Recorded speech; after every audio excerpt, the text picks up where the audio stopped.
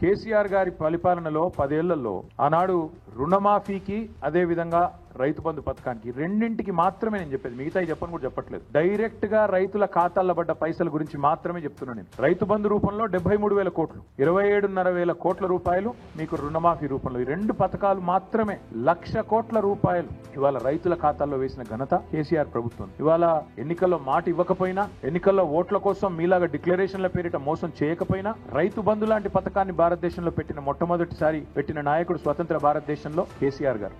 అందుకే కేసీఆర్ గారు రైతు బంధుగానే ఉంటారు, రేవంత్ రెడ్డి రాబందుగానే మిగిలిపోతాడు, రైతుల పాలిట రాబందుగానే మిగిలిపోతాడనే మాట నేను ఖచ్చితంగా చెప్తా ఉన్నాను. వీటన్నిటికంటే నికృష్టమైన మాట నిన్న రేవంత్ రెడ్డి గారు మాట్లాడినారు. ఉమ్మడి రాష్ట్రానికంటే ప్రత్యేక తెలంగాణ రాష్ట్రంలో మాకు ఎక్కువగా అన్యాయం జరిగిందని ఆలోచన చేసే పరిస్థితులు ఉత్పన్నమైంది. అలాంటి పరిస్థితుల సందర్భంలో తెలంగాణ యువత సహకారంతో ప్రజాప్రభుత్వం, ప్రజాపాలన ఏర్పడ్డది. తెలంగాణ కాకుండా ఉమ్మడి ఆంధ్రప్రదేశ్లోనే బాగుండే ప్రభుత్వ ఉద్యోగులకనే ఒక నికృష్టమైన భావదారిద్రపు మాట తెలంగాణ ముఖ్యమంత్రి మాట్లాడడం అనేది, ఇది నిజంగా కూడా తెలంగాణ ఆత్మగౌరవాన్ని కించపరచడం.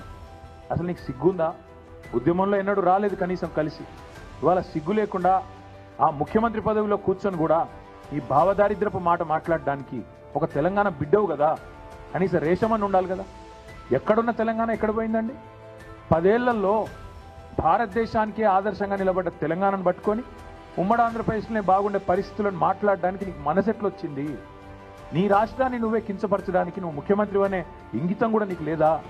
ఆ మాత్రం సోయి కూడా లేదా అని నేను అడుగుతున్న. కేసీఆర్ అప్పు చేస్తే ఏం చేసింది కేసీఆర్ ప్రభుత్వం? 1,00,000 కోట్లు రైతు బంధు రూపంలో, రైతు రుణమాఫీ రూపంలో డైరెక్ట్ గా రైతుల ఖాతాల్లో వేసి, ₹1 వేసినవా అని వచ్చినాక రైతు భరోసా ఈ రోజు వరకు వేయలేదు. కేసీఆర్ ప్రభుత్వం జిల్లాకు ఒక మెడికల్ కాలేజ్ కట్టించింది 33 జిల్లాల్లో. కేసీఆర్ ప్రభుత్వం అస్తవ్యస్తంగా ఉన్న రాష్ట్ర ఆర్థిక పరిస్థితిని చక్కదిద్ది అగ్రభాగాన భారతదేశంలో నిలబెట్టింది తలసరి ఆదాయంలో తెలంగాణ రాష్ట్రాన్ని. కేసీఆర్ ప్రభుత్వం అప్పు చేస్తే ఇంటింటికి తాగునీరు, కేసీఆర్ ప్రభుత్వం అప్పు చేస్తే ప్రపంచంలోనే అతిపెద్దదైన లిఫ్ట్ ఇరిగేషన్ ప్రాజెక్టు కట్టింది. కేసీఆర్ ప్రభుత్వం అప్పు చేస్తే కొత్త హాస్పిటల్ హైదరాబాద్ చుట్టూతా కట్టింది. హైదరాబాద్ నిండా ఇవాళ ఫ్లైఓవర్లు కనబడతా ఉన్నాయి, అండర్ పాస్లు కనబడతా ఉన్నాయి. కేసీఆర్ చేసిన అప్పుకు ఇవాళ ప్రత్యక్షంగా ఫలితాలు కనబడుతున్నాయి. నేను అడుగుతున్న రేవంత్ రెడ్డి, 1,38,000 కోట్ల అప్పు ఒక్క సంవత్సరంలో చేస్తే రైతు బంధు చేసినవా? చేయలే. రైతు భరోసా ఇచ్చినవా? ఇయ్యలే. ఒక కొత్త ఇటుక పెట్టినవా? ఒక కొత్త ప్రాజెక్టులా? చేయలే. మరి ఎక్కడ పోయినాయి ఈ పైసలన్నీ? ఢిల్లీకి మూటలుగా పంపుతున్నావా? ఎక్కడ పోతున్నాయి ఈ పైసలు?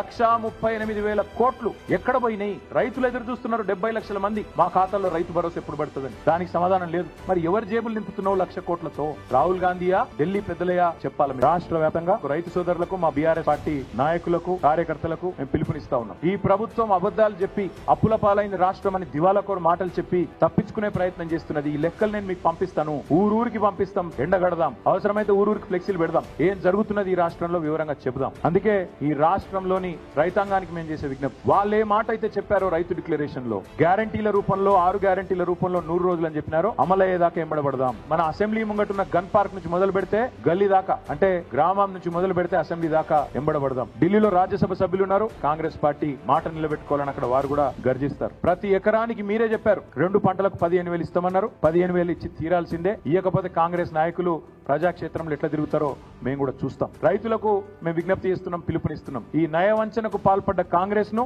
నిలదీయండి.